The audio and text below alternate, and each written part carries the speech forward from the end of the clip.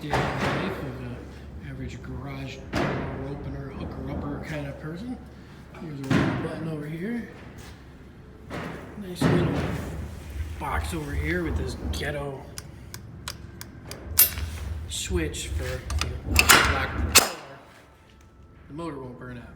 Nice little accordion cord to this Gumzigam pressure switch on the bottom.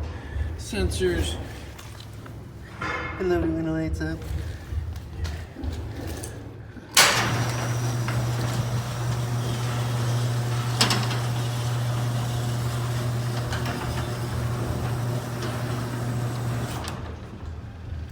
Little close action.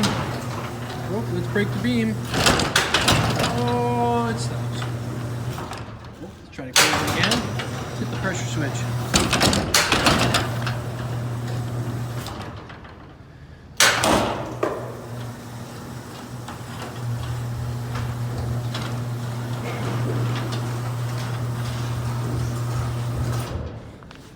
I'm so fucking good, it scares me.